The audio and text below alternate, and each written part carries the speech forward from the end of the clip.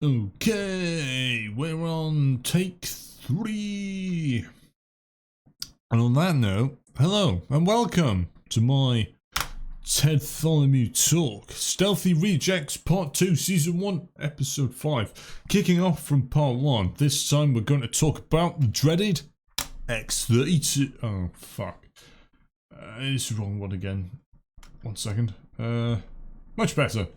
This magnificent work of art is courtesy of my good friend Kieran. We used to fly sentinel lathes together in high school, and now we act like children in DCS together instead.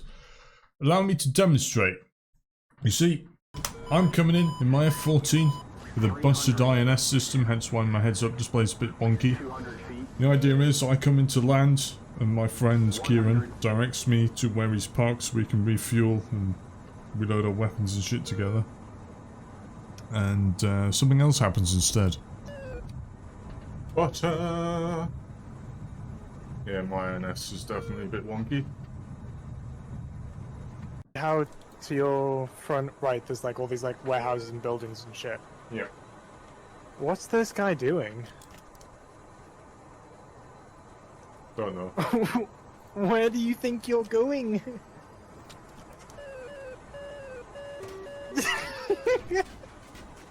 We got some damage on the fuselage. Now watch as the F-14 asserts dominance by mounting the F-15 and exploding it out of existence. Real bad. If you ever need evidence that the F-14 is the best plane in the world, this is it. I'm not that much of a dick usually, I promise. But you know, when someone cuts across in front of you, you've got to do what you've got to do. Anyway, moving back to the story. A long time ago, somewhere in the early 1980s, America decided that the USSR was getting a little bit too close to them technologically for comfort. Oh. Well, hopefully past self catered for this event and prepared another slide for me. Oh, here we go. Once upon a time in the 1990s, America decided that the F-22 wasn't going to cut it as a 5th generation replacement for the F-16, F-18 and the AV-8B, probably because the F-22's VTOL capability is matched only by its ability to conduct marriage counselling. Also, it doesn't help that the price tag was a somewhat eye-watering $200 million. Do you have any idea how much gin that is? You can buy 8,888,889 bottles of gin. Oh, fuck's sake, I've done this in pounds and not dollars. You dick! Why did you do that? There's a tiny void now. Okay, basically you can buy a shit ton of gin for one F-22 Raptor, and yeah, I'd probably still take F-22. I have an addiction, it's a very unhealthy one, but it's one that needs to be satisfied nonetheless, so here we are. Now, before I continue, it is very important that we note the following, because this is a very important point in this little slideshow presentation thing. So I'd like you to pay very close attention to it. Not that I'll re-emphasize this much later in the presentation at all. I definitely wouldn't do such a thing. But basically, long story short, the US Air Force is very particular with its letter designations. For example, F stands for fighter, A for attack, M stands for either multi-purpose or mothership depending on the context, SR stands for super racist, AC stands for air conditioning. You get the idea. So one would assume that Y and X have meanings too, and you'd be correct because Y designates the pre-production prototype and X designates a experimental aircraft technology demonstrator, such as the X-15 depicted on the slideshow. Simple? Good. Now you know why these 4 aircraft are completely different. So back to the story. America summoned the holy tetrad of Lockheed, Northrop, McDonnell Douglas, and Boeing for the Joint Strike Fighter Program, or the JSF program for short. Sometimes known as or associated with other letters like CALF, JST, SSF, PWSC and GCA, I'm not going into detail on what all those mean because quite frankly it adds fuck all but endless confusion to the story. All you need to know is that Lockheed and Boeing made it to the finals on this season's America's Got Tailplanes. I'm sorry that was a terrible pun, but here we are on my 6th gin and lemonade. It's difficult to make puns when you've kind of entered this state of mind. Anyway, these two aircraft from Boeing and Lockheed were designated the X-32 and X-35 respectively, which as described before qualifies them as experimental technology demonstrators and not prototype aircraft. I wanted to re-emphasize that. Technology demonstrators, not prototype pre-production aircraft. What were they demonstrating? Well, I'm glad you asked. A new short takeoff and vertical landing system to replace that of the AV-8B Harrier, and probably alongside new sensor technology and possibly weapon systems amongst other things. At least that's what Wikipedia claims, and sources the fucking Washington Times, because of course it does. Not only that, but an article from them that references absolutely fuck all relating to what was developed in the JSF program, other than the only relation being the F-35, which isn't even the X-35, it's the evolution of the X-35. You get any idea? I'm really pissed off. I mean, Wikipedia isn't wrong in that an airframe was intended to be developed during this project. I'm just being really fucking petty, but I think it highlights just how unreliable Wikipedia can be for this sort of thing. Now, to clarify, I believe that somebody royally fucked up with the designations of these aircraft. If the intention was to produce a pre-production prototype, then the aircraft should have been labelled the YF-32, and the YF-35. I can only assume that the guy that made the final call on designations did so after a long day in the office with a severe case of hemorrhoids.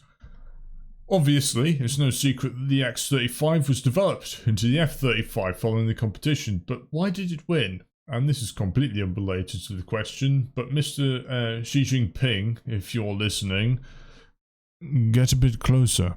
No, come closer, Mr. Xi Jinping. Lockheed, get this, collaborated with Russia. Then just straight up copied them, Mr. Ping.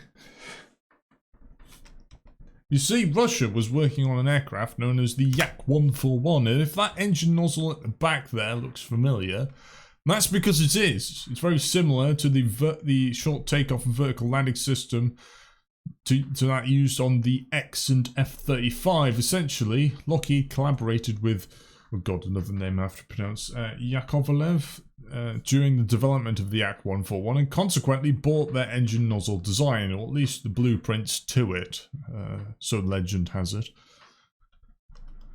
Although instead of using the separate jet engine system for stabilising the front of the aircraft, as depicted in the slide there, you can see the exhaust of two engines at the front of the plane just behind the cockpit. Instead, Lockheed uses a fan system, which has quite a few benefits, to be honest. It provides a nice cool column of air to deflect the hot exhaust gases to prevent them from being re-ingested into the engine inlets, causing the engine to lose thrust and consequently plummet towards the earth, resulting in possibly a dead pilot if he doesn't eject in time. At the very least, a damaged plane. You get the idea. Fan equals good, hot exhaust from jet engines equals bad for a VTOL plane. Now, I imagine a lot of people out there who soak their brain in Linor fabric softener at bedtime are now calling out the F-35 as a Yak-141 copy, despite it being a completely different aircraft. But ladles and jelly spoons, you forget that Convair existed. You see, after the failure of the YB-60, the boffins at Convair put their heads together and proposed another abomination. The Convair Model 200, which, you guessed it, incorporated the same thrust vectoring system as the Yak-141. In reality, the Model 200 was proposed in 1972, about 2 years before the Yak-141 started to be conceptualized, And because data was traded between Lockheed amongst other companies during Convair's dissolution, it's entirely plausible that the Model 200 was the inspiration behind the F-35's initial nozzle design. Not that self-proclaimed journalists would want you to know that, though. I mean, fuck. I just researched this shit for like 30 minutes before coming across this, and I'm not even being paid for this.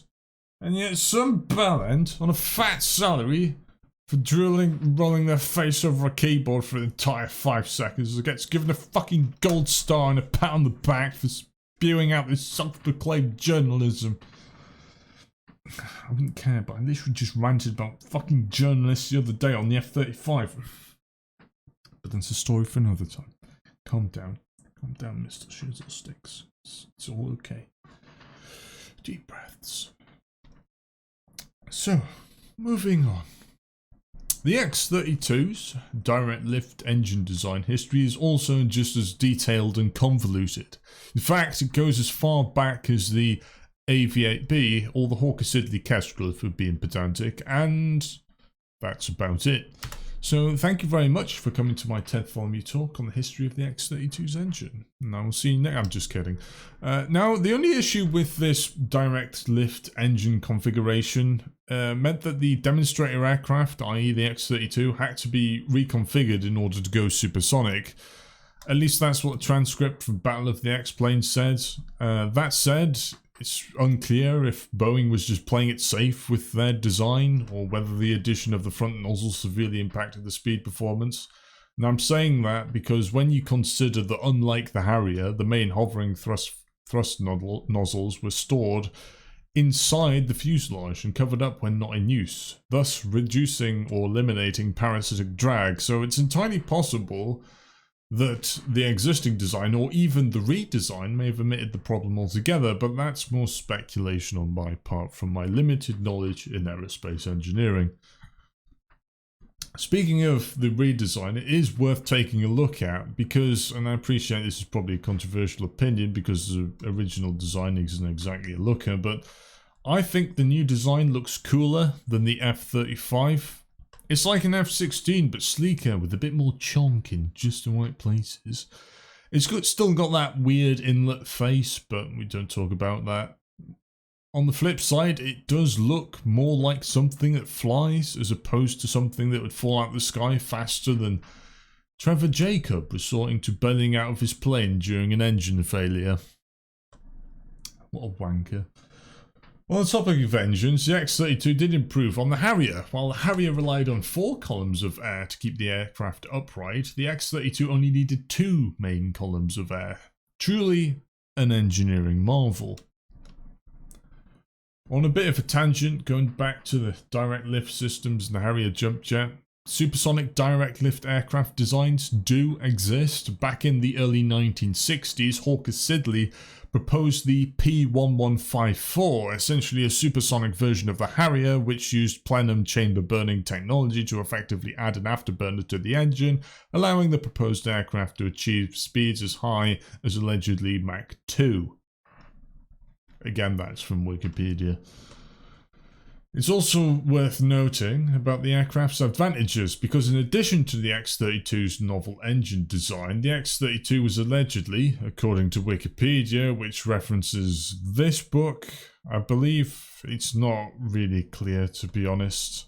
I've literally got 2 things to go off and a page number. So I assume it's that book that's depicted on screen with that page number. I could be wrong because I don't have said book, so can neither confirm or deny, but if you do, please let me know. Anyway, the X-32 is allegedly able to carry 2 more AIM-120 AMRAAMs in its internal weapons bay than the X-35 was. A feat that the F-35 has only relatively recently overcome. As you can see, the top weapons bay there has 3 AIM-120s installed inside it, and the one below has 1 single AIM-120 that I can see, and what I assume is a GBU, surface-to-air ordnance, or an unguided bomb, I think. Maybe it's GPS guided, I don't know. I'm not really too familiar with air-to-surface weapons, but I'm mainly interested in the top weapons bay with the AMRAAMs inside. Anyway, in terms of other hard specifications, if Wikipedia is to be believed, the X-32 also fared pretty well. While carrying more weapons, it was comparable in size to the X-35, while due to its delta wing configuration, its max takeoff weight wasn't brilliant. It did boast a higher combat range and allegedly a higher top speed. In addition to that, they were ahead in the competition in both building the aircraft and completing the requirements set out. So, with everything seemingly coming out on top in both timescale and some of the hard specifications, what went wrong? Well, the specifications aren't the full story. You see, Boeing got bent over the table and fucked by the requirements that were impossible for them to cater for due to the fact that half of their aircraft was already built when the new requirements were issued. Allow me to elaborate. You see, before kickstarting the competition, the various military services had to agree on the requirements of the competition, and once they were done stuffing their face with custard creams and agreeing on what the plane had to do, they launched the JSF competition. Except the Navy contracted the mind of a toddler and decided to change their requirements repeatedly throughout the competition. Changes included more maneuverability and the ability to carry more weapons, resulting in the X-32 struggling to meet their requirements with its delta wing design. New requirements it couldn't possibly account for because the aircraft was already built by 1999, so naturally Boeing went back to the drawing board and created a new design proposal. It was lighter and adopted a more conventional layout, and thus was a more adaptable design. Consequently, Boeing also removed weight during the vertical landing demonstrations to emulate the weight and performance of their new design. This proposed new design also included reliability improvements on their direct lift system to prevent ingestion of hot exhaust gases while hovering, something I explained might be a problem for VTOL aircraft earlier. All in all, Boeing was able to match the requirements set out by the Pentagon with the X-35, notably before the X-35. So why did the X-32 lose? A lot of people say it's because the X-35 was basically a finished aircraft with little redesign needed, but I disagree. In truth, I honestly don't know why the X-32 lost, to be completely honest. Realistically, the aircraft themselves shouldn't have been graded alone on their airframe performance because of the X designation. So the last minute redesign of the X-32 realistically shouldn't have been an issue, nor should the removal of minor airframe parts during the vertical landing testing have been an issue. In reality, these two aircraft were most likely graded on their system performance in much the same way the X1 and X2 were designed to evaluate supersonic performance, and the X15 with hypersonic performance. The X32 and X35 should have been evaluated on the performance of their lift systems and other aspects that these aircraft were pioneering and testing, not airframe performance. And yet, digging into the depths of the internet, it would appear that these two planes were treated as prototype aircraft. Which is why I kind of wanted to get that whole YF, XF, whatever designation thingy out the way, because I do think it matters a little bit. Additionally, the naval requirements of increasing the aircraft's maneuverability directly impacts the airframe used, and the fact that the contract was at stake to produce aircraft based on the ones in the competition directly infers that this was indeed a pre-production aircraft prototype program as opposed to an experimental one-off technology demonstrator, which begs the question, what the fuck is going on? And I'll be completely honest, as I said in the beginning, I think the US Department of Defense fucked up, and in doing so tag-teamed with the Navy's ADHD and bent Boeing over the table by designating the JSF program as experimental. You create the illusion of leniency. That you're that you're just proving the technology and that it can be refined at a later date to address any problems that come up. And I wouldn't be surprised if this illusion of leniency allowed Boeing to adopt the Jim will fix it in the next update stance. Perhaps if more emphasis was placed on the program being a pre-production prototype program, Boeing may have dedicated more resources to produce a flying version of their new design. Maybe they wouldn't have taken such a huge risk with their new Delta wing design. But obviously, this is all speculation on my part. And like I say, I honestly don't know why the X-32 lost. Lots of people speculate it's because Boeing removed parts of its airframe during the hover testing that hurt the feelings of people grading the aircraft. Some say it's because the VSTOL version... is it VSTOL? It should be short takeoff and vertical landing. I've spelled the acronym wrong, I do apologise. Version couldn't go supersonic, and some say it's because Lockheed basically ordered a pre-production model with little changes needed. And then there's the elephant in the room. It's probably not going to be winning any beauty pageants anytime soon. All in all, it's probably a combination of all these things. But as ever, the truth is probably kept locked away inside a bunch of paperwork your average Joe isn't that interested in reading.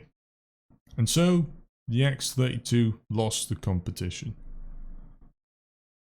Now, I would like to end this presentation by saying that I do apologise for the fact this is quite late, even by my standards. There's been a lot going on. The new year hasn't gone off to a great start. Unfortunately, on the 8th of January, my grandma passed away. So it's been a difficult couple of weeks, needless to say, but I am recovering and I will try and resume somewhat more reliable schedule as soon as possible. But like I say, it could go either way, to be honest. It could be downhill from here, but it might also be uphill from here, or whatever. You get the idea. Main point is, thank you very much for watching. If you enjoyed, please like, share. I don't know why I'm saying all this shit, because I hate it when people try and pander to the audience like this, but yeah, I do dedicate this episode to my grandma. I did try and put a little bit more effort into it than I perhaps would normally. But yeah, thank you for watching. If there's anything you'd like to dispute or anything that you think is incorrect in the presentation, please leave it in the comments. I'll probably make a compilation of things that I've done wrong and sort of correct my past errors, if you will. So yeah, goodbye and thanks for watching.